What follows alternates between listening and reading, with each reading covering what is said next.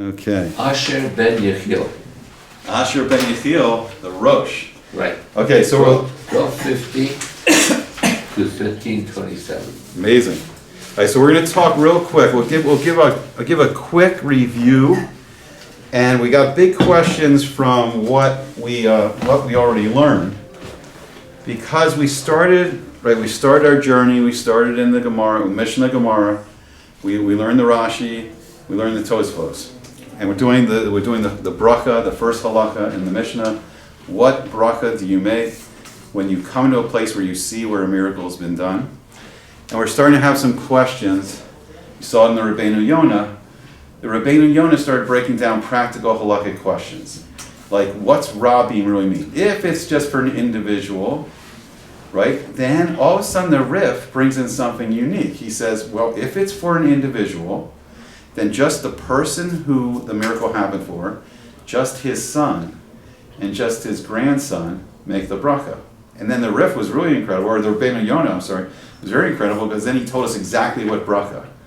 That instead of saying the main bracha, where a miracle is done for the whole Jewish people, and we say, she'asa, I have to get the exact nusach, but I think it's like she'asa le'avosenu, like he made the nes, she'asa nes le'avosenu. So if it was a miracle that happened to the whole Jewish people, he made it a miracle for our fathers, for the whole Jewish people. And then the Rabbeinu Yonah says something incredible. If it's just the individual, he tells us exactly what bracha. And the person says, Baruch atah Hashem Elokeinu melech haolam she'asa li nes, like Hashem made a nes for me. And then his son and his grandson say, she'asa nes la'avosai. They made, Hashem made a nes for my father. So it's incredible. Rabbeinu Yonah tells us exactly what bracha to make. And the Rif told us, the difference between if it happened to the Rabim or if it happened to an individual. But then we have a huge question. Where did the Rif get this idea from? That if a miracle happens for one person, where did he get the idea from that then the son and the grandson make a bracha? And we'll see, maybe even if it happens to your Rebbe, if it happens to your rabbi, you make a bracha. Where did it come from? Because we didn't see it in the Gemara, and not only that, it may not even be in the Yerushalmi. So the Rosh is really going to do some investigative work here, and he's going to try to determine where do we even get it from? Where did the Rif get it from? Like, where is it all coming from? When we don't see it in the Gemara, it's a great lesson. When we don't see something in the Gemara, where are the Rishonim bringing these things in from? Because we're going to see it happen a lot. All right, so just real quick, because we didn't get to do it yesterday, so Rabbeinu Yonah Girondi, just a real quick introduction to him. So he was born in 1180, and he lived until 1263, where he's nifter. And I can try, Bezrat Hashem, we'll do one class, we'll do the full history, we'll get everyone up on the board, we'll see when they lived, where they lived, and when we see them all together, then we'll get a better picture of where they all are. So Girona, I don't know if I'm pronouncing it right, is a small city in Catalonia, Spain, and it was known as the mother city in Israel, because it was the birthplace of some of the greatest Jewish scholars in the Gullus, in the exile, or the diaspora, so whose writing and teaching still serve as beacons of light. Among the famous sons of Girona, we will mention the famous blind Talmudist Rabbi Yitzhak Sagi Nochor, the even more famous Rabbi Zechariah Halevi, who wrote the Sefer HaEmor, which he began to write at the age of 19. Then there was the Ramban, Nachmanides. That was his cousin. Oh, it was? Okay, very interesting. So Rabbi Moshe ben Nachman. And finally, we will mention also the Ran, Rabbeinu Nisim ben Ruvain. And these are the names which are well known to every yeshiva student. So it was in this city that Rabbeinu Yonah was born. He was, as we just got, he was the cousin of the Ramban, of Nachmanides. And his father Abraham must have been one of the most prominent members of the community. Young Yonah received his earliest education in his hometown, while many Jewish scholars of those days devoted part of their time to secular studies. Rabbeinu Yonah devoted his entire attention to the study of Gemara. He wandered through the cities of southern France and Provence. That was the main centers of the Tosafos. So those were the schools of the Tosafos, increasing his Talmudic knowledge daily. Finally, he settled in Mount Pelior, where he became a student of Rabbi Shlomo ben Avraham. So then I think one of his famous, let's see if I can find it real quick. Sharet Shuva. So he wrote Sharei Teshuvah. And that's going to be, as we're heading quickly into the month of Elul, Sharei Teshuvah is going to be high on everyone's reading list again. Okay, so that is Rabbeinu Yonah, and then, who we're going to learn today, Rabbi Asher ben Yechiel, known as the Rosh. He's sometimes referred to as Ashiri, meaning like my praiseworthy one. So he was born either in 1250 or 1259. He was Nifter, he died in 1327. He was an eminent rabbi and a Talmudist, best known for, I'm just laughing because reading the Wikipedia is not maybe the best source for some of this, but best known for his abstract of Torah, meaning his commentary. He's often referred to as Rabbeinu Asher, or Rabbi Asher, or by his Hebrew acronym for this title, the Rosh, and his yort site is on the 9th of Cheshvan. So the Rosh was probably born in Cologne. He was born in the Holy Roman Empire, and he died in Toledo. His family was prominent for learning and Chasidus, and Tzaddikus, they're a very pious family. His father, Yechiel, was also Talmudist, and one of his ancestors was Rabbi Eliezer ben Natan, the Ra'aban. So Asher had 8 sons, the most prominent of who were Yaakov, and Yaakov, his son, wrote a little book called the Arba'a Torim, which is known to us as the Torah. And then there was a commentator on the Torah. He went by Beis Yosef, and he was none other than Rabbi Yosef Karo. So the Beis Yosef commentary we're going to really pay close attention to the Beis Yosef's commentary on the Rosh, on the Torah. And then there's another commentator, I believe it's the Kesef Mishnah, on the Rambam, Rabbi Maimonides, we're going to pay very close attention to. And guess what? Once again, who's the Kesef Mishnah? I have to look it up. I hope I have the right one. But the Kesef Mishnah, also Rabbi Yosef Karo. So we want to pay very close attention to what Rabbi Yosef Karo's commentary is there, and then compare it to what he writes in the Shulchan Aruch. So that's a lot of people, a lot of Rebbeim will, when they're doing lumdis, they'll pay close attention to the difference between Rabbi Yosef Karo and the Shulchan Aruch, and then what he's saying over on the Rambam and over in the Torah. Okay, so that's a quick introduction. Well, here, let me see if we can put anything else in real quick. So in 1286, King Rudolph I had instituted a new persecution of the Jews, and the great teacher of the Rosh, so his Rebbe was Rebbe Meir of Rottenburg, who was one of the last of the Tosafos when we do our whole list. So he left Germany, was captured and imprisoned, and the Rosh raised a ransom for his release, but Rabbi Meir refused it for fear of encouraging the imprisonment of other rabbis. Thereafter, the Rosh assumed Rebbe Meir's position in Worms. He was, however, forced to immigrate, in all likelihood a victim of blackmail by the government, aimed at acquiring his fortune. After leaving Germany, he first settled in southern France, then in Toledo, Spain, where he became a rabbi on the recommendation of Rabbi Shlomo ben Avraham Aderes, the Rashba, right? And Rabbeinu Asher's son Yehuda testified to the fact that he died in poverty. Rabbeinu Asher died in Toledo on the 9th of Cheshvan, 5088, that's 1327.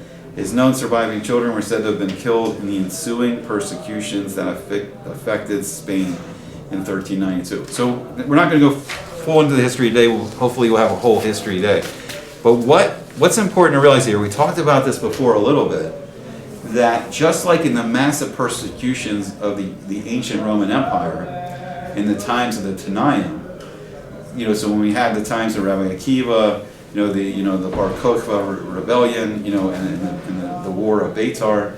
So when the Tanaim saw that the Roman persecution was so intense, they knew that the Torah Shabbat had to be written down, or at least the notes to remember it had to be written down, or we would lose it. And so too, I believe, there's from the early Rishonim, and we start to see the massive persecution after the death of Rashi. We talked about it yesterday. When you have a great Talmud Chacham Asadi, like we were talking about, like Rav Chaim Kanievsky, protecting protecting Eretz Yisrael. And then in his absence, when that merit's not there anymore, we see that Israel is much more vulnerable. So too in Europe, when the great, Rashi is nifter, all of a sudden the Crusades, everything heats up, the persecutions, all the pogroms, everything starts when we don't have the great protection of Rashi. So after Rashi, and after the early Bali Tosafos, the persecution, we see the lives that they're living. I mean, it's incredible. I mean, the Rosh, he lived a life of poverty. I mean, this man should have been one of the richest men in the world, one of the wisest men in the world. His teacher, one of the great, Rabbi Meir of Rodenburg, one of the greatest, of that age. And he was in prison, and he refused to he just learned in prison. I'll just sit here and learn in prison because he was concerned that they would, the Christian world would start capturing other rabbis. Oh, we got a lot of money for this rabbi. Some duke or earl's like, oh, I need some money. I'll capture this rabbi. Make a lot of money. So they lived in very turbulent times, and I think that's when we lost it. I think that's when we lost the pure transmission of the Torah Shabbat Peh, and then all we had now is what's written down. So it's our job's a little harder now because we have to kind of, we're not learning from our, Rebbeim, like the pure transmission, but we're learning from the people who knew the transmission. So now we're in this other. You're saying the passing of rabbis can have significant influence on us. It has a great. So one of the famous comparisons is we learned the halakha in the Chumash of the paraduma of the red cow. Right. The red bull, red cow, and then right next to that, in the Torah is mentioned the death of Miriam, and then Before or after? I think it's after. And then, She died after? Well, we don't. It doesn't say exactly where or when. Well, I think we do know when, but then Rashi makes the comparison. He says it's teaching us. The Torah is teaching us that just as the paraduma, just as the red cow has an amazing ability to mataher, to purify a person spiritually, right, and bring kapara, atonement to the Jewish people, so too, unfortunately, if a great tzaddik is nifter, when Hashem has to pluck his most precious jewels back out from the earth, back to Shemayim, it protects us at that moment. We're going to lose their zechus, we're going to lose their constant protection, but we're going to get the kapara. So it's like, unfortunately, it's like when the Jewish people, when we really need a big dose of kapara, unfortunately we lose the tzaddik. We lose the tzedekis. But it's almost like we're getting sprinkled with the waters of the paraduma. And then we have a real chance there. We have a real chance to really acquire that Torah that they brought into the world. We can. I heard Rosh Shiva Feldman talk about that. I think it was after Rabbi Nussin Tzvi Finkel was nifter, and then I think there was, I forgot there was another big Rosh Hashiva, and he was talking about learn their Torah. He's like, you have a golden opportunity right now. Tap into their greatness. Learn the Torah they brought into the world. It's there. He described it as like, there's like pile of gold and jewels lying around that's left now in the world. He's like, take it, acquire it. If this great tzaddik is, left the Torah in the world, this, right after their nifter, this is the time to tap into it, tap into their Torah. Now we can always, look, here's the beauty of it too. If we miss it right at that time, what are we doing today? We're learning the Rosh. We learn the Rif, we're learning the Rabbeinu Yonah, we learn Rashi, they're just waiting for us. We can tap into their Torah every day. That's the beauty of it. Okay, so let's start. So I don't know if I don't think I'm going to copy the Mishnah again. But we're going to start, everyone has your sheet of the Rosh. But the Rosh is, the first thing he's going to do is he's going to restate the Mishnah. So he's going to say, Haroeh makom shena'asu bo nisim liYisrael. So he re-quotes the Mishnah. So the person that sees a place that a miracle was done for the Jewish people, Omer, he says, Baruch she'asa nisim lavosenu. So as we've been learning the last few days, right, we know that here Baruch, it doesn't just mean we say Baruch, we say Baruch atah Hashem Elokeinu melech haolam, and this is the rest of the Bracha, the blessings. So we say Sha'asa Nisim, that he did miracles for our fathers in this place. When we see the place, we make the Bracha. Okay, now we get back into the Gemara. Now he's going to start quoting the Gemara, but we're going to write down exactly everything he's saying from this point on. So then, as we learned yesterday, so now this is the Rosh. And the first thing the Rosh writes is this. And what does anybody remember? What's that mean? That means Gemara. So he's just abbreviating. That means Gemara. So now he's going to start teaching us the Gemara, and he's going to start quoting the Gemara. He's going to say the Anisa, and we've seen this in the Rif. The Anisa, but the Rif gave us like an art scroll translation, and we're going to notice that the Rosh is not doing that. We're going to really note that the Rosh is not giving us the art scroll translation. He's just quoting the Gemara. So that's important to note. Whereas the Rif gave us an art scroll translation back into Lashon HaKodesh from the Aramaic, the Rosh is just quoting the Gemara, and then we're going to start breaking it down. So we'll go through this real quick. Okay, and we're going to notice something very interesting. Okay. I'm running out of room. I'm barking. Okay, just got it in. Okay, so the Rosh immediately starts quoting the Gemara. You might as well put the translation on the board. So this means Gemara. That's an abbreviation. Now, how the Rif changed it is, the Rif didn't just quote it straight from the Gemara. I believe this is in Aramaic. But the Rif, if we remember, he said, Al Hanisa. Al Hanisa. He gave us the Lashon HaKodesh. Anisa is the Aramaic. So on a miracle that happened for the Rabbi and for the masses, and once again, we still got to define better what Rabbi means.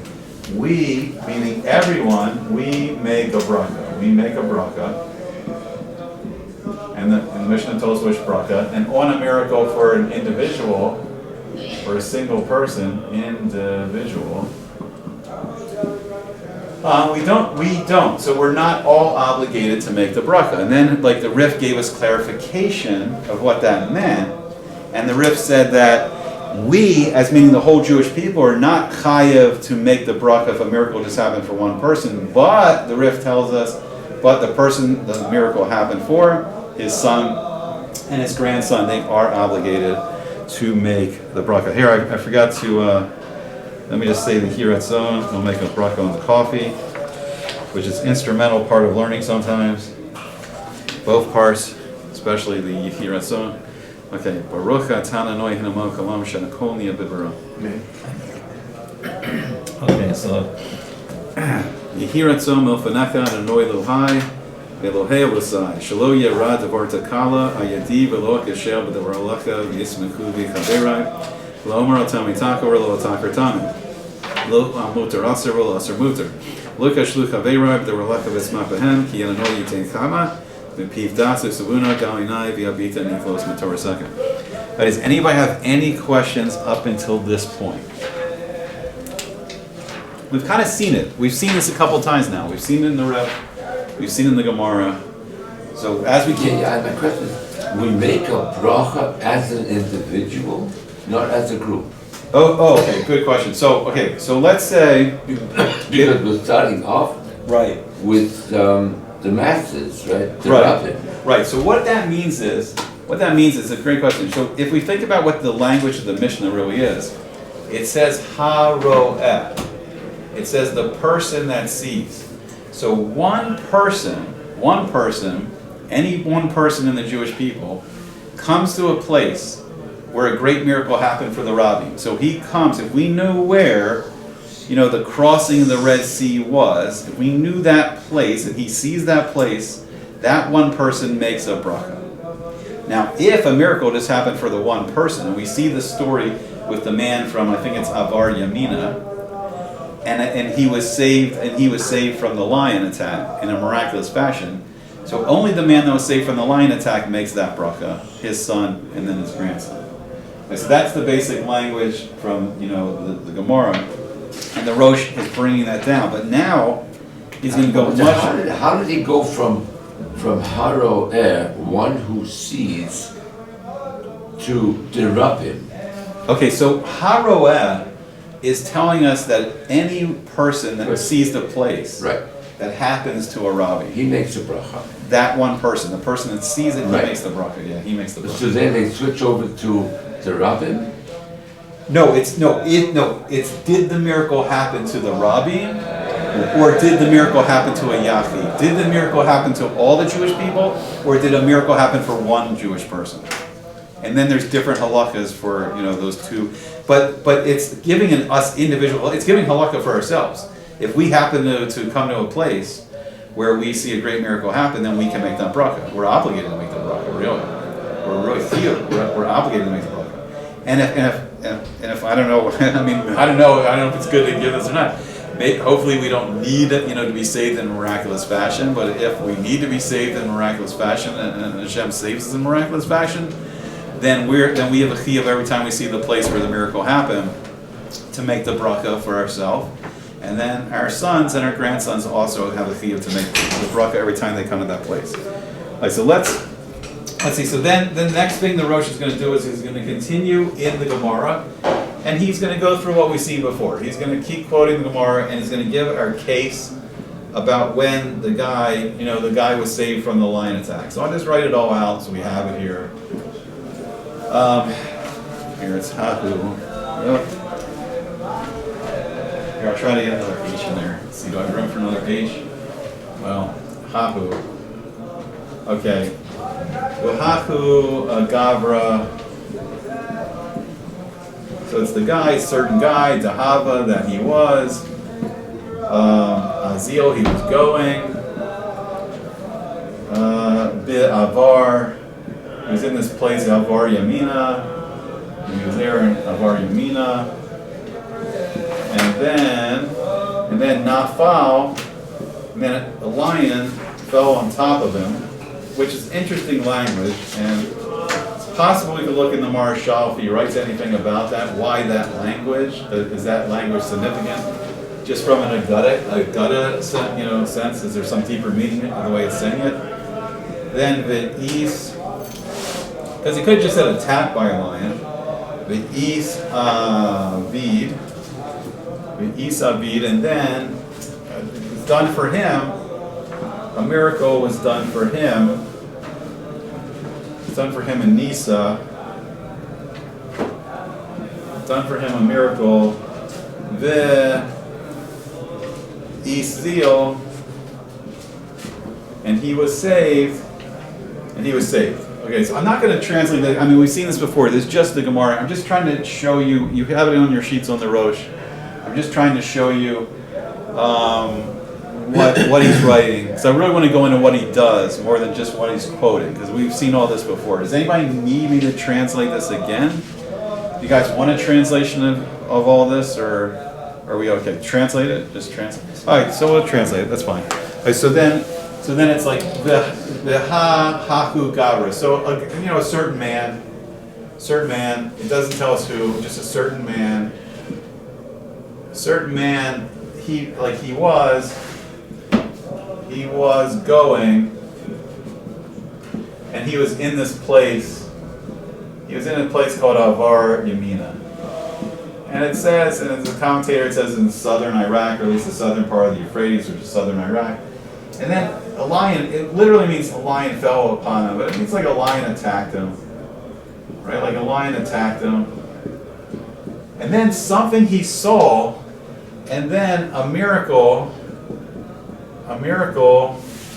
was done for him. This is his done. This is like the avad, like to do. So a miracle was done for him, and he was saved. He was saved. So now he's going to ask a shaila. This is once again. This is all coming just from the Gemara. We've seen it before, and then we're going to talk about what the Rosh does different. But he's just restating the Gemara, and then the guy's going to ask a shaila. So it says then the guy, he's going to come. So it says Asa. Let me find it. Asa Likame. So it's going to come before. He's going to come before Rava, the famous Rava. He's going to come before Rava, and he's going to basically ask Rava shaila of what to do. And then Rava's going to say to him, so Rava says to him, Marle, Rava says to him, he says, we've seen this before, Ki matis,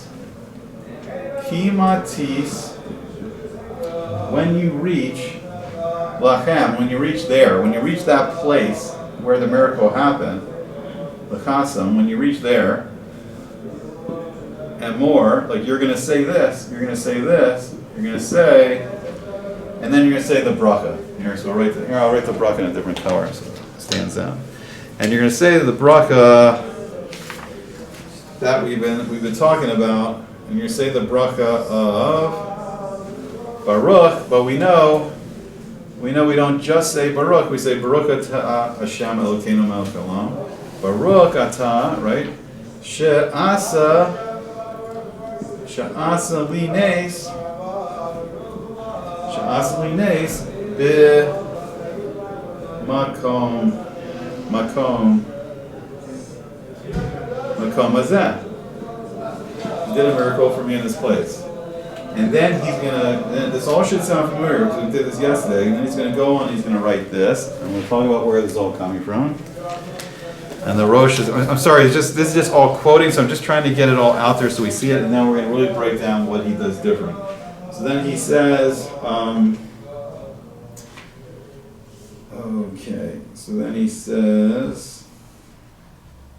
Amre,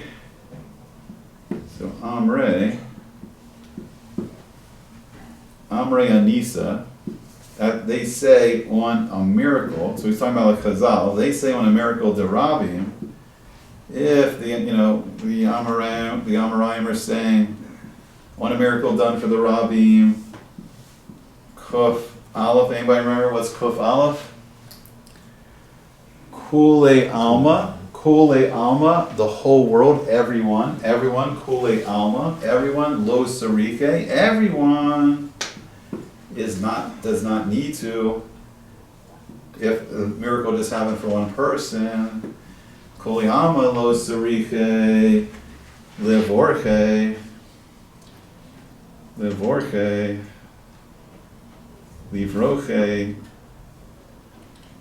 and right, but so that's a general rule. If the miracle just happened, if the miracle happened for everyone. Wait, I think I wrote it wrong. Let me see. So Shasali, Esmon Kamazet, Amre Anisa Derabim, Kuleama Sarik. Oh, I'm sorry, Sarike. Sorry, I skipped the line there. Kuleama Sarike. You should have it on your sheet. I just skipped the line.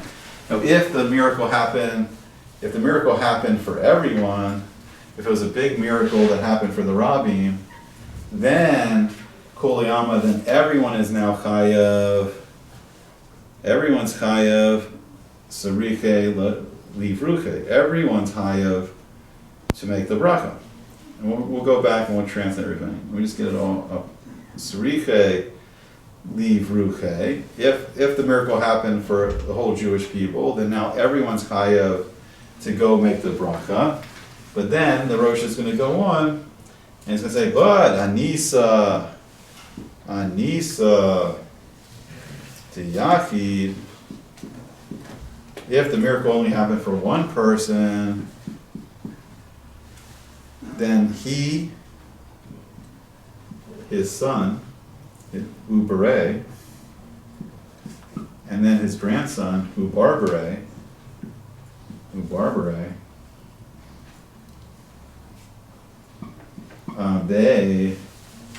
they Sariche, Livruche. Okay. They what? What's the last part? Livruche. Alright, so then I'll go back through it. But this should all sound familiar, hopefully somewhat familiar, because all he's doing right now is he is quoting the Rif. And then we're going to see he's going to tell us he's quoting the Rif, and he's going to tell us something we didn't know. He's going to tell us he's also quoting Rav Chaigon, the Gaoni. So he's telling us that it's coming from two places. Now we got two clues. It's the Rif it's coming from, and Rav Chai Gon is also saying this. And there's the huge question. Where do they know it from? If it wasn't in the Gemara, where are these Rishonim, and even better, a Goanim? So maybe Rav Chai Gon's the original source. Where the Goanim come before the Rishonim? Where are they? Where did he learn it from? Where is it coming from? That's going to be the big question. The Rosh is going to deal with it. And then look at the timeline. I mean, the Gemara ended up in like the 500-600. We're dealing here with 1200. Yeah. Which is 700 years later. Yeah. They're addressing what the Gemara is talking about 700 years earlier. Yeah. And that's a question, how do Yeah. they know what happened 700 years Yeah. ago? And then here we are in 2024, the Roman exile. Which is 1200 and we're years still later. talking. We're still talking about it. And we're still talking about Yeah, we're still trying to get the bottom. 1200 years later. 1,200 years later. All right, and we're in Bezrat Hashem. We're going to be talking about it thousands of years from now. Forever. Okay. So right, like ad, like forever. Okay. He came. So he came before the great Rava, and then Rava says to him. So Rava says to him.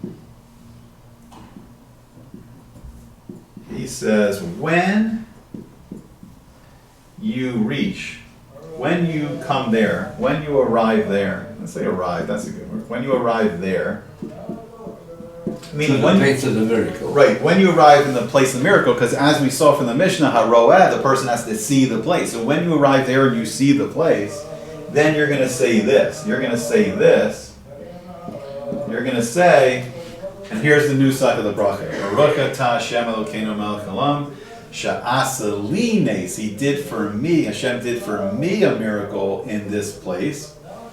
And then we get the rule, and then the Rif gives us the rule that they say. So who's Amrei? Amrei, they say. Who's Amrei? Right? Who's they? So we have to sometimes do a lot of detective work, and if we have the whole picture, the detective work's very simple. Who's they say? Well, who said this? Well, the Amoraim said this in the Gemara. So who's Amrei? Who's they? But see, a lot of times it's all, what's tricky about this is, it's very abbreviated. And they're not saying, oh, the Amoraim say in the Gemara exactly on this daf, on this line. They're not saying that. But if we have the whole story in our heads, if we have the story of the halacha in our heads, we know, oh, Amrei, they say, the Amoraim say. The Amoraim said in the Gemara, and they said this rule. They said the rule on a miracle that happens to the masses, and once again, we still have this mystery, which we haven't solved yet. What's the halakhic answer to Rabim? How many Jews do you need for Rabim? And then our famous Kulei Alma, which means literally the whole world. It means everyone, meaning everyone is chayav to make this bracha. And then we're going to have a question on the Kulei Alma. The men, we've seen that the men are chayav. Are women chayav? Are children chayav? We don't know yet. We haven't seen anyone talk about women, avadim, servants. We haven't seen anyone talk about children. We've only seen men so far. But we don't know, because it is saying Kulei Alma. It's not, what's it not saying here when it says Kulei Alma? Why would we have a question of who the halakha applies to? Who's included in Kulei Alma? The whole world. Who's included? Everybody, right? Everybody. What word does it not say here? It doesn't say anashim. It doesn't say men. It doesn't just say men. So there is a question that we're going to have to clarify at some point. Is this a myth? Is this a chiyuv? Is this a chiyuv to say this blessing? Are women obligated in it? Are vadim, servants obligated? Are children obligated? Who's obligated? So we want to clarify that at some point. But anyway, now it says Kulei Alma. Everyone needs, any roed needs to make a bracha. Everyone, if the miracle happened for the Rabbim, if the miracle happened for Jewish people, everyone needs to make a bracha, a blessing. Okay, and then the next part of the rule on a miracle And I left out Nisa. Sorry, yeah, what's your question? Let's try this out for a second. Okay. We're basing this whole thing on this Gemara, right? Yeah. It said, Well, Mishnah. It all starts in the Mishnah. no, I get that, but he goes to the Gemara and it says, but a certain man was once traveling through Avar Yamina. Yeah. Okay? Yeah. Beha Ahu Gavra Deava Ka Azir Babur Yamina. Okay? And then when a lion fell upon him, Yeah. a miracle was performed for him, and he was saved from the lion. He came before Rava, who said to him, whenever you arrived at that place, recite the blessing, Baruch she'asa li nes b'makom hazeh. Blessed you perform the miracle. And then the Gemara just leaves it. And now what we're trying to do is we're trying to now define what this is all about. Right. Basically, that's what it is. Because the riff, this is what the Gemara brought. The Gemara just brought. Here, let me. In brief, it says when you're saved by the lion, say bracha. So right, so the Gemara was only this. The Gemara was only Anisa de Rabbi Mivarki. On a miracle that happened for everyone, we make a blessing. Anisa de Yahi lo Mivarki. On a miracle that happens to one person, we don't make a bracha. What could we maybe assume from that? What could we maybe assume from the Gemara? No, but wait, I don't want to go anywhere further yet. Wait for one second. There's more than one. What can we maybe assume from that? It didn't happen to the individual. If a miracle happened for one person, lo mivarchi. Maybe No bracha. Maybe no one makes a bracha. That's one way to read that, right? One way to read that Gemara. If a miracle happens for all the Jewish people, we make a bracha, mivarchi. But if the miracle only happened for one person, lo mivarchim, there's a simple reading of that. There's a simple reading. We could say no one makes a bracha. No one makes a bracha. Let me give an example. Okay. It says, when a miracle happens for the rabbin, like crossing of the Red Sea, Right, yeah. everybody makes a bracha. Everyone makes a bracha. But if the lion helps the one person, that person doesn't make a bracha? So watch this. So when the guy came to Rava, after he was miraculously saved from the lion, what Rava could have said, the Gemara says, when the miracle only happens to one person, lo mevarkin, you don't need to make a bracha. Right. He could have said that. He didn't say that. But he didn't say that, which means that he knew something in the Torah Shabbat Peh. Rava knew something different, because what Rava says to him is when you come to that place, when you reach that place where the miracle happened, you say this bracha, you say Baruch she'asa li nes b'makom hazeh. That's what Rava teaches. So now we know that this means that lo mivarkin, everyone else doesn't make a bracha, but according to Rava, But you make it. the guy that the miracle happened to, he makes the bracha. But then the Rif throws another thing into the mix, and the Rif then adds this. Let's get to this. The Rif adds, if the miracle, on a miracle that happened to a single person, one guy miraculously saved from the lion. The lion. And this is the Rif. This is the Rif adding this. This is the Rif. Right. This is the Rif. He, his son, and his grandson, they make a bracha. They need to make a bracha. And the Rif added that, and now the Rosh is going to go. First, let's see what the Rosh says. But the Rosh is going to say, where did this come from? He's going to tell us where it came from. And then the Rosh is going to say, what's going on? What's going on? Let's figure out what's going on. Okay, so let's see the next step in the Rosh. Okay, so I think we can finish this up, and then we can take it to break. And so then the Rosh is going to say the next thing. So the Rosh is going to go from here, and the Rosh is going to go. He's going to say, our word we saw yesterday. Let's see if anyone remembers. Hey Gimel. Does anyone remember what that stands for? We're going to see it again, again, and again, and again. Hachi Garsinan. This version, we'll talk about it again. This version of the riff, this version, right? This version, I get this clear. This version, and who's this version? This version is Rav Al-Fas, right? Sometimes known as Al-Fasi. Rav Al-Fas. V'chein Rav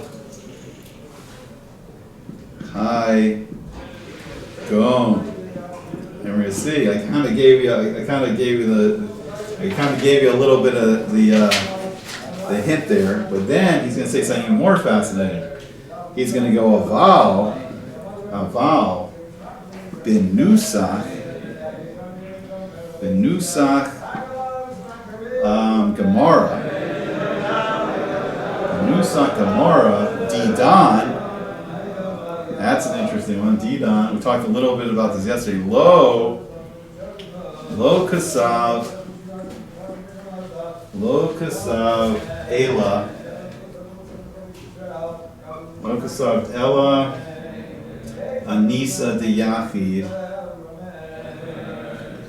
And he's going to speak it all out here. Anisa to Yachid. So I kind of gave you the answer before the question, but we'll go back through it. Hu nihu.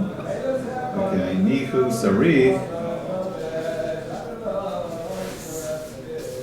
Leave roche. Okay, so let's see what this says. Okay, now this is the greatness. This is the greatness of the Rosh. And we'll see even more greatness when we come back.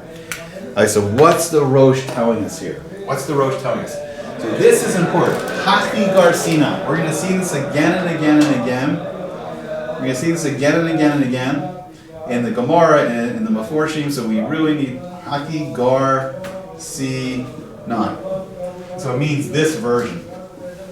This version. All right, what does that mean, this version? So we talked about it yesterday. Talk about it again today. This version. If it's a Sefer Torah, if it's a Torah scroll, we have massive amounts of halakha. Does anybody know what the siman is in the Shulchan Aruch for the halakhas of writing the Sefer Torah? It's really incredible. The halakhas, if I have it, I think I have it correct. The halakha, the chapter in the Shulchan Aruch of writing a Sefer Torah, all the halakhas of Sefer Torah, it's in Lamed Beis. It's in Siman Lamed Beis. 32, chapter 32 of the Shulchan Aruch. What's Lamed Beis? Leiv. What's the heart of all the halakha? What's the heart of the whole Torah? Shulchan Aruch, Lamed Beis, Siman Lamed Beis. What's the heart? Writing this. What's the most important halakha? We're not going to get anywhere if we don't know the halakha of writing a Sefer Torah. If we don't have a kosher Sefer Torah, if we're not starting with a kosher Sefer Torah, if we're going to learn any halakha to begin with, we got to know the halakha of a kosher Sefer Torah. So people that are sofars, people that are scribes, they learn this. They learn this halakha. I believe it's in Masechta Menachos, but they learn the halakha. Rabbi Yosef Kara put it in, but it's very interesting. It's very hashkaka pratis. It's Lamed Beis. The heart of the Torah, the heart of the halakha is knowing how to write a Sefer Torah, but all the Mishnah, the Gemara, the Goanim, the Rishonim, the Acharonim, the modern poskim, all of that. And I really feel like we're almost in the period now of the Sofim. I don't think we're in the period of later Acharonim anymore. I think we're the enders. I think we're past the Acharonim. We call it modern poskim. I think we're the Sofim. We're the enders. We're just there, and we're right at the end. And we're waiting for Yemotza Mashiach. We're waiting for the days of Mashiach to start. We're now in the period of Sofim. I think because to the greatness of the Acharonim, I don't feel. And maybe Rav Kanievsky, I don't know. Maybe he was the last. I don't know. Maybe he was the last of the great Acharonim. I'm not sure. Maybe he was the first, the Reishis of the Sofim. I don't know. I'm making up this new category, but I really feel like now we're like the Sofim. I feel like in some ways the greatness of our days. The greatness of our days are things like this. The greatness of our days, this is written by the Sofim. the Rebbeim that put this together, and I would say like this is the greatness of our days, to bring it all back down to everybody, to make it into a language everyone can understand, and in return the mission and Gemara to everybody. I think these things, works like these right now, are some of the greatest of our days. They're not given enough credit all the time. Okay, so but there's different versions in the Gemara, because we talked about it a little bit before, all the violence, all the, like Edom's getting riled up again during the Middle Ages, the Crusaders, the horrible pogroms, and we see like the Rosh, he was on the run for most of his life. Things are happening, and now sometimes you get an imperfect copy, or you get different schools that have different versions, because their Gemara, they're copying down a slightly different from, saying, we even start to get in now to divisions. We start to look at the Jewish world as France and Germany, the Ashkenazim, and then the Torah scholars down in Sfarad, in Spain, the Sephardim. Now it's like Spain, Morocco, and like, but we didn't look at it like that before. It was just like we were in Eretz Yisrael and Bavel, and now it's the division of Europe. Let's come back to this new version. We're addressing whether you say a bracha as a yachid or merabim, right? What do we conclude from that? You now have this is what I think. This is what I think the Rosh is telling us. The Rosh is telling us, Hachi Garsina, this version here, this version, all of a sudden, where if it's a blessing of something, if it's a miracle that just happened to one person, he, his son, and his grandson take the blessing. Where did the riff, where does that idea come from? And the Rosh says, this version of this, we don't see this in the Gemara. We didn't see it. Where's the first time we see it? The riff. The riff was the one that brought it. And then he maybe gives us an even more important Rabbi Ulam is the riff. What? Rabbi Alfasi. Oh, Rabbi Alfasi. Rabbi Alfasi is the riff. Right. And then he gives us even a greater clue. Now, unfortunately, I don't think I have the sefer. I'd have to maybe find it here. I don't know. I'd do a little investigative work. Okay. But here, maybe this was the first person it came from. Maybe it was the Gaon, Rav Chai Gaon. I'm sorry, Rav. I gave him a chasman and said, hey, Rav Chai Gaon, the Gaonim. So even before the Rishonim. So maybe it came from Rav Chai Gaon. So we have to find a sefer of Rav Chai Gaon or commentary of Rav Chai Gaon. We can do detective work, maybe. He's just referring to the previous bracha. So who came up with it? What the Rosh is dealing with here? Where did this idea come from? Where the first time we heard about it was in the Rif. But also he's saying, and so also Rav Chai Gaon talked about this. So what the Rosh is letting us know is so important. He's helping us out. He's giving us so much help here. This isn't in the Gemara. But we're going to see, this is going to be the halakha. When we see the halakha, this is going to be the halakha. So where it's all coming from, you want to know where it's coming from? We see it first in the Rif, and then Rav Chai Gaon may have mentioned it. So then he's going to explain what that means. So then he's going to explain. He's going to say, but, in the nusach, in the text, in the actual text of the Gemara, right? And then he goes further, and he says Gemara Didan. That's going to be important because we're going to see why that's important.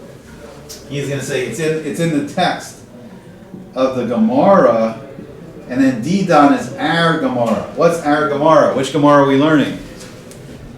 Which Gemara are we learning right now? Bracha. Which one? There's two Gemaras. Okay, there's a Masechta. There's a Masechta. The Bavli. We're learning the Bavli. So our Gemara is the Bavli. Or he's also going to tell us what's going on in the Yerushalmi.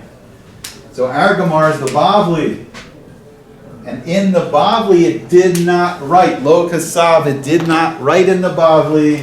It didn't write this. We never saw it in the Bavli. We were learning the Bavli. It didn't write it. It didn't write this idea. It didn't write the idea of if the miracle happens to a Yachid, who, Ubarei, Ubar Barei, it didn't write it. We only saw it first in the Rif. It didn't write it. Rather, what it did write was this. On a miracle that happened to a single person, he needs to make a bracha. I have a question. Now, where did that come from? Wait, I have to look. That's I have a question. Okay. Why do we care what the Rosh says? He's not saying anything new. But he's saying something really important. He's saying something really important. I'm explaining. Because our first, let's look at our journey. We start the Mishnah. We learn the Mishnah. Learn the Rashi and the Mishnah. Start learning the Gemara. Learn the Rashi and the Tosfos and the Gemara. Our first journey into the world of halakha was the Rif and the Rabbeinu Yono on the Rif. No, the Gemara comes first. No, okay. The Gemara is not posking. Now we're going into the world of halakha where we want to know halakha l'maisa what blessing to make. Right? We need to know. We figure out where the Red Sea, where the Rif and the Ram, I agree, it clarifies. So our first journey in the world of halakha was the Rif. Our second stop is the Rosh. Our third stop is going to be a Rambam. Our third stop is going to be Rambam. Why do we need the Rosh? We got the Rif. Because Rabbi Yosef Karo, his methodology, 2 out of 3 of the Rif, of the Rosh, and the Rambam. That's the main part of the halakha. To decide halakha, we need to know those 3. I'll go along with that, but why do I need the Rosh? I'll come back to the same thing. But we're just getting started in the Rosh. All this is just quotes. Right here, we're now just starting to learn the Rosh. We haven't even begun the Rosh. We're starting the Rosh right now. Okay. We're just starting the Rosh. This is all quoting. But this is the setup for what part 2 today, the Rosh, we're going to see the Rosh, what the Rosh is teaching us. I see. But what the Rosh is teaching us here, is where is this coming from? We did not see it. It did not write in the Bavli. It didn't write that one person the miracle happens for, that he needs to make a bracha. It didn't say that in the Gemara. It said this. It said, Anisa de Yachi Mivarchin.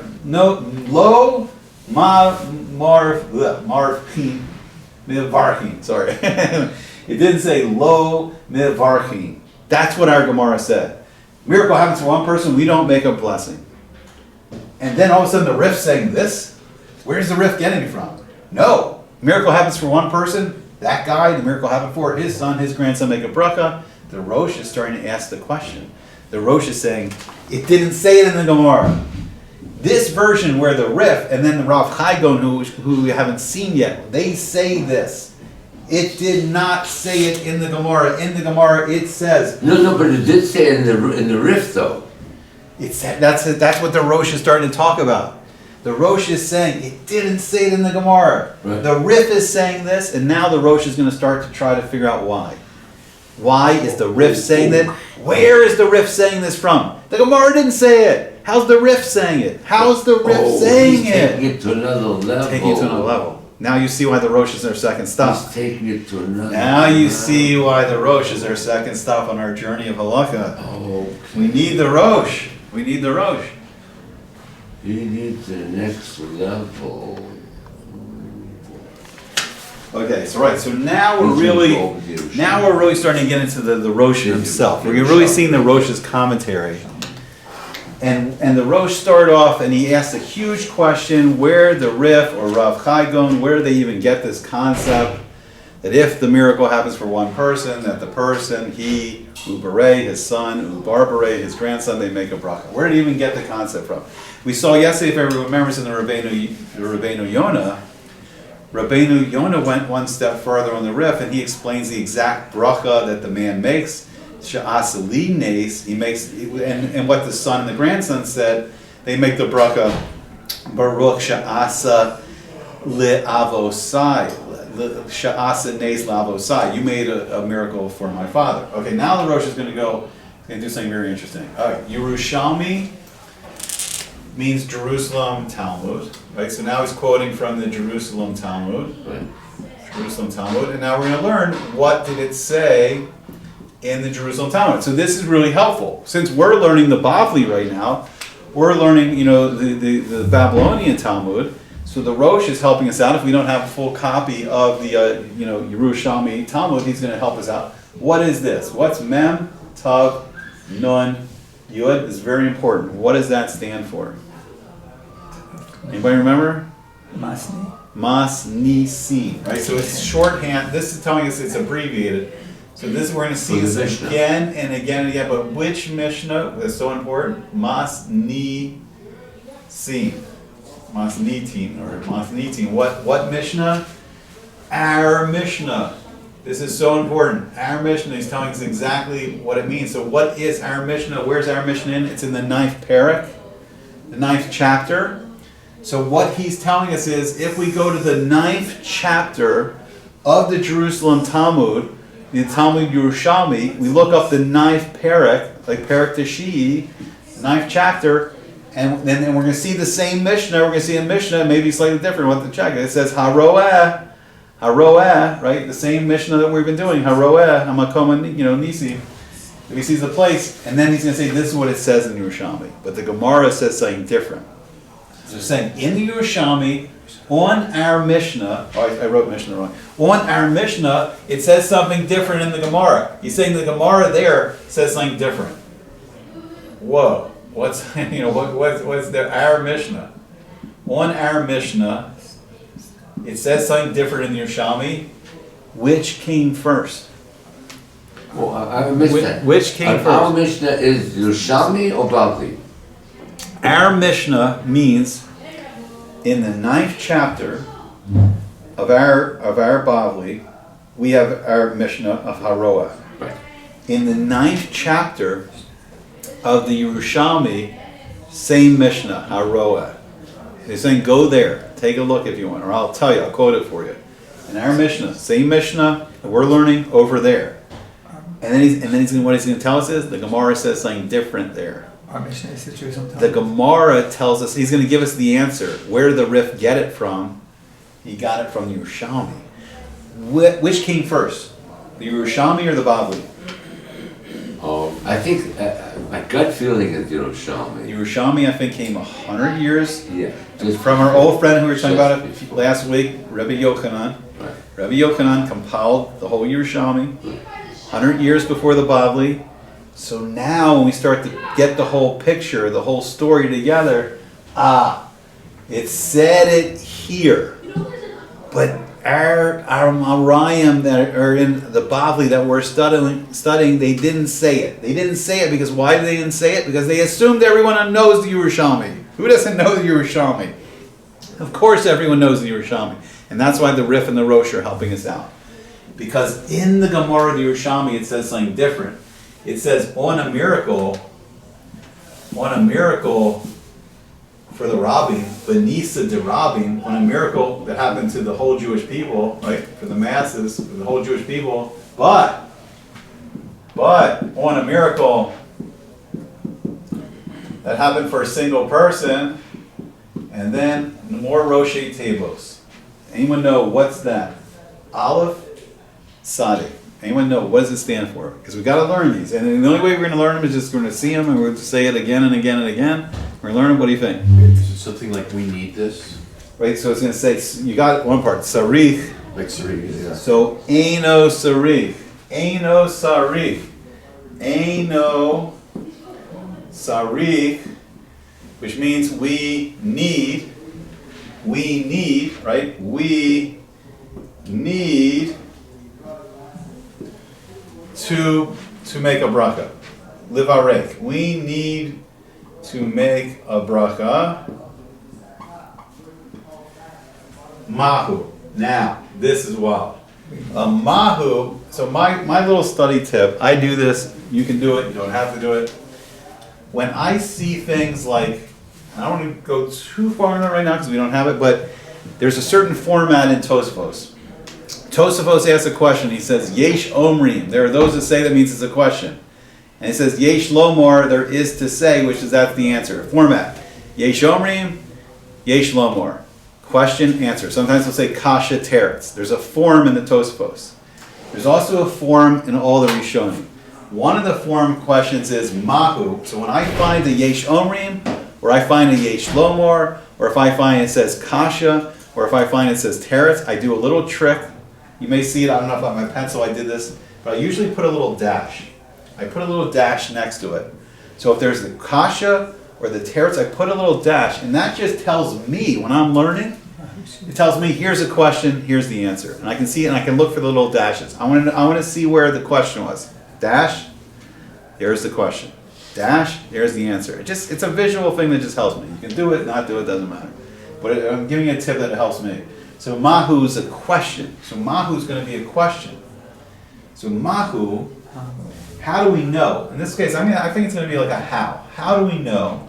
The Mahu is going to be a how.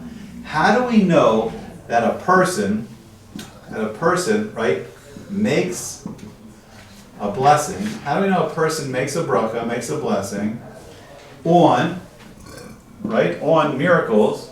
And that's probably an abbreviation of Nisim, on miracles. And here he adds a different, now the Rosh is going to go even further.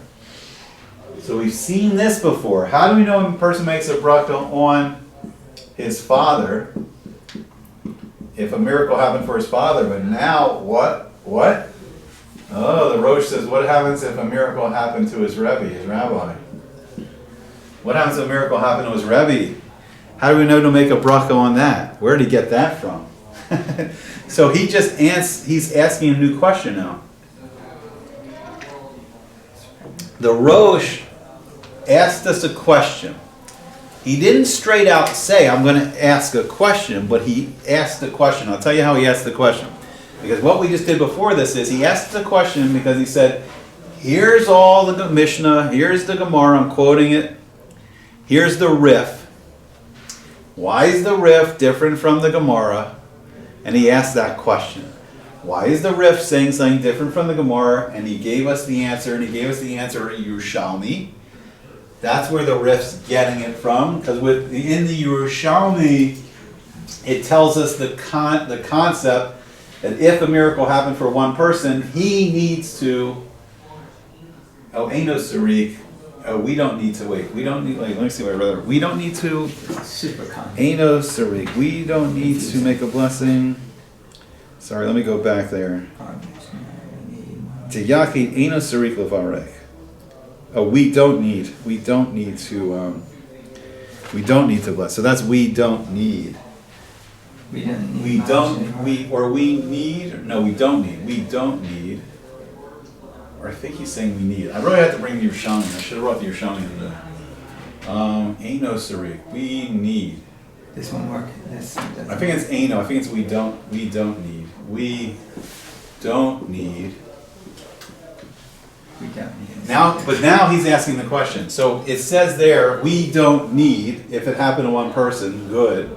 But now he's going to ask the question, but how do we know that a person makes a bracha on this if the miracle happened for his father or his Rebbe? And that's the question. So the Mahu is letting us know that now the Rosh is asking a question. How do we know to do this? Now we haven't seen it yet on the Rebbe, right? We haven't seen that question because that wasn't the question that went to Rava. The man's question to Rava was he was saved miraculously from the lion, so he was asking a question on himself. His question to Rava, his shaila to Rava was, do I make a blessing or not? And Rava said, you make a blessing. Every time you go to that place, you make a blessing. Because, and who said you don't? And he said, not only do you make the blessing, the Rif said, you, your son, your grandson make a blessing. And who So now he's quoting the Yerushalmi. The Yerushalmi is saying that if a miracle happens to a single person, Eino Sarik, we don't need to make a bracha. Good. But now the Rosh is getting back to business. But how do we know to make a blessing on a miracle that happened for his father or his Rebbe? How do we know? So now he wants to know.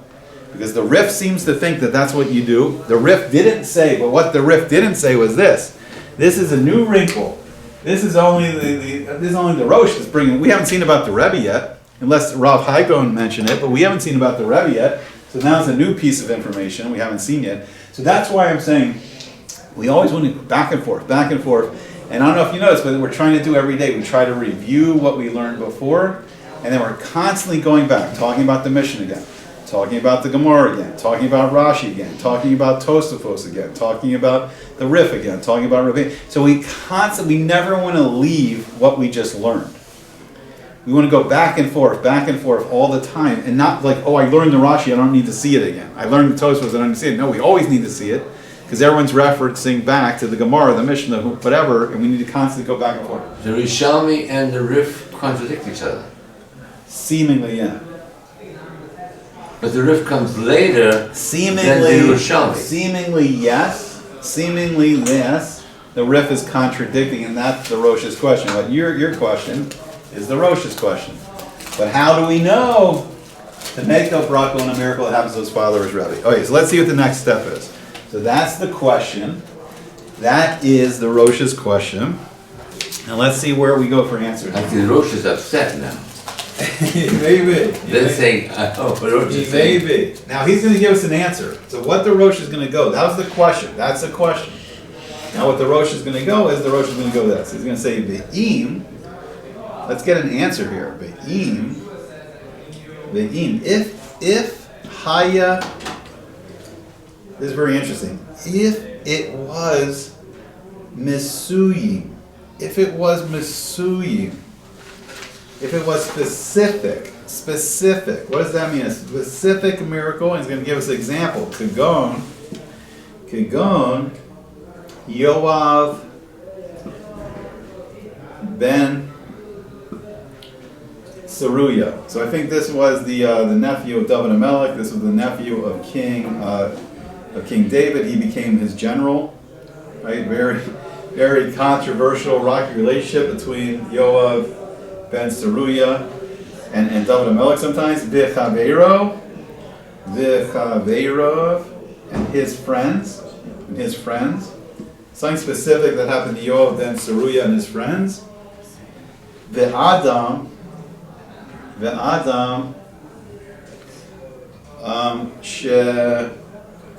shenis kadesh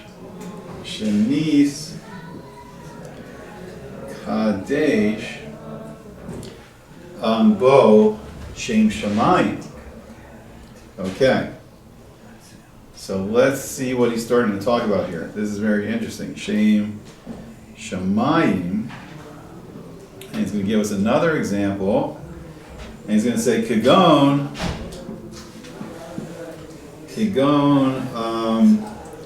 Daniel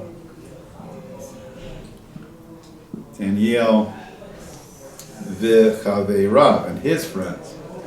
V'chaveirav. Okay, so then Mivareh.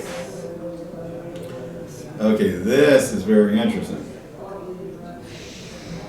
So now the Rosh is taking this to a whole different dimension, I think. And what he's going to say is going to be really startling. And now, now we're going to get shaky ground again. Let's see what he said. So he's saying, how do we know if a miracle happens for your father, you make a blessing, or if it happens for your Rebbe? Still, I think I'm reading that correctly, but I'm going to bring in the Yerushalmi. I happen to have the Art Scroll Yerushalmi, so we'll also take a look at the Yerushalmi.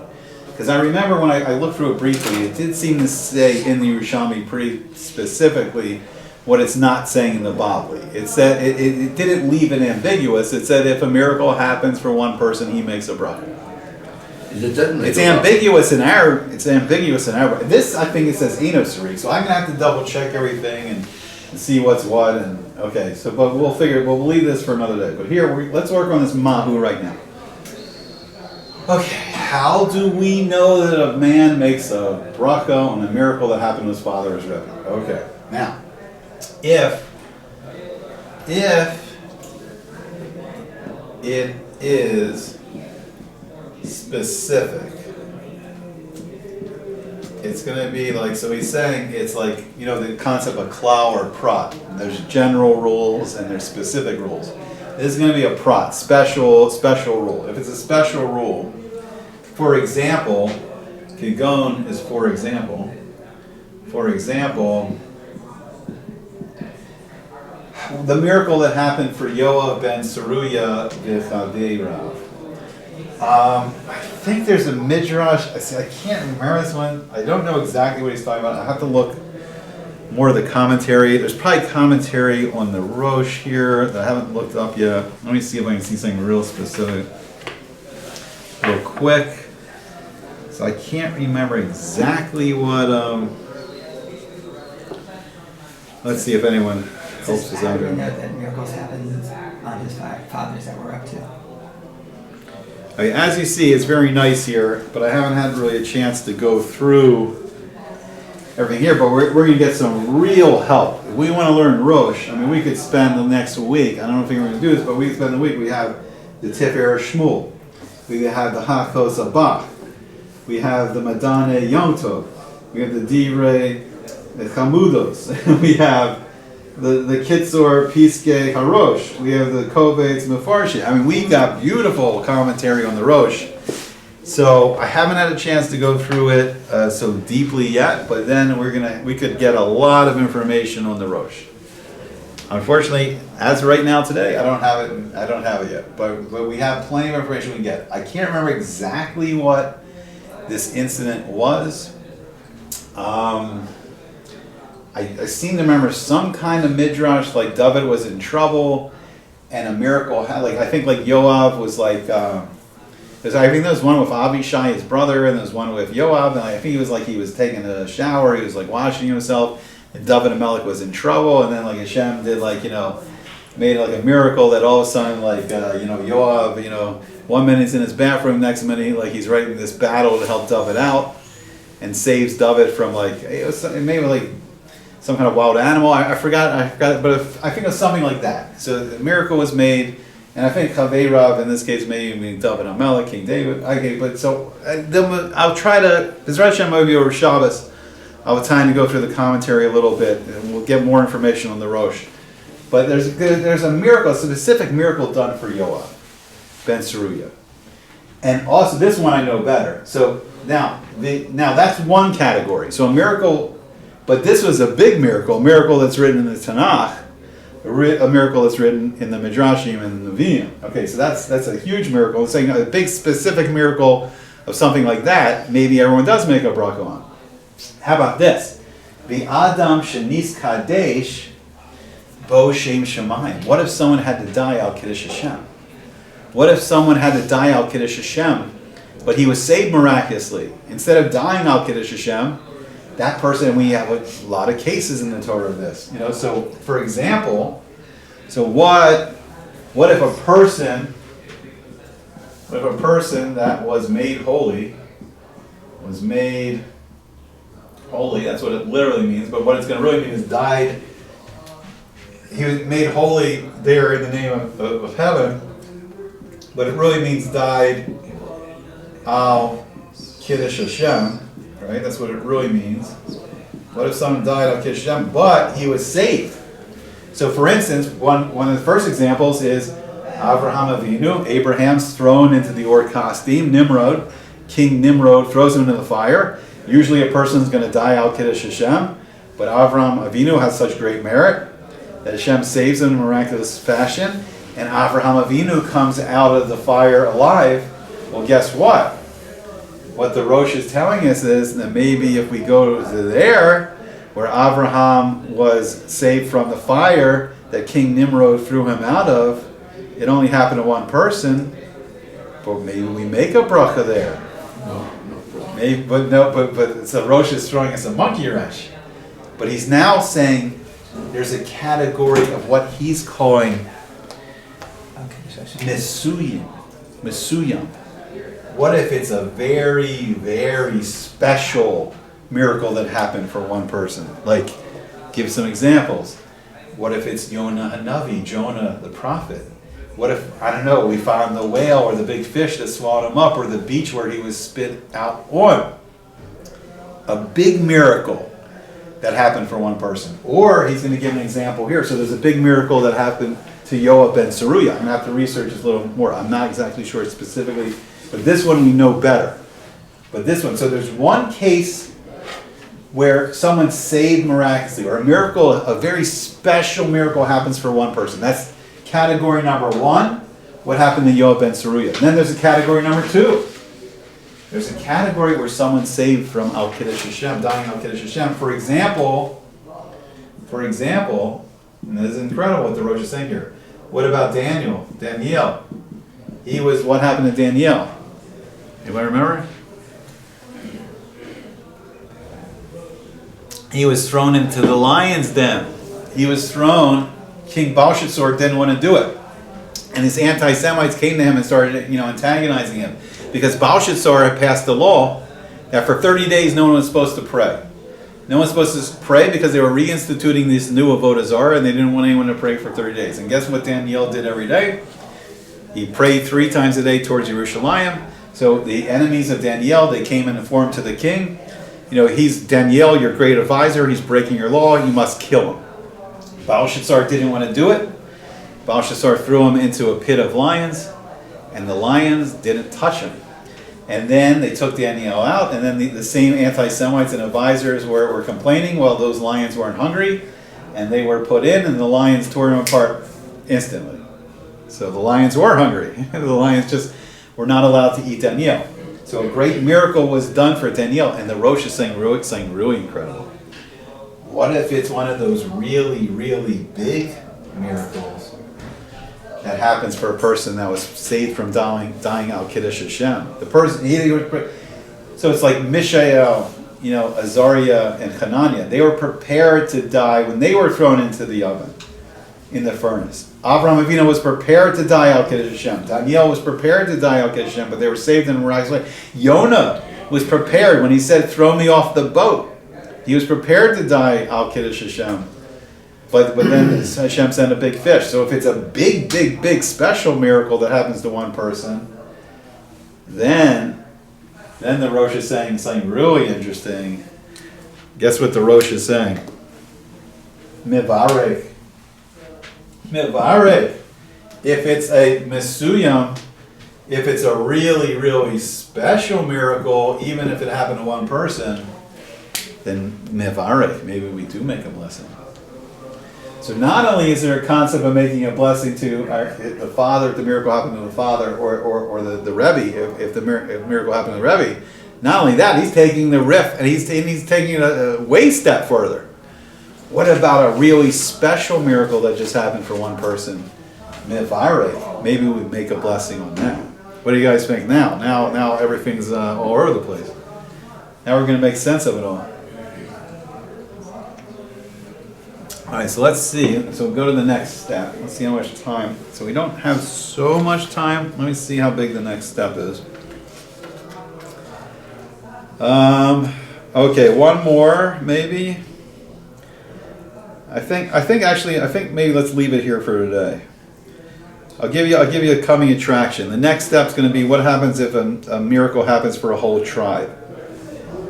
Does every tribe have to make a blessing, or just that tribe? We're kind of talking about this a little late yesterday. Like, let's say a group of 100 people, 1,000 people.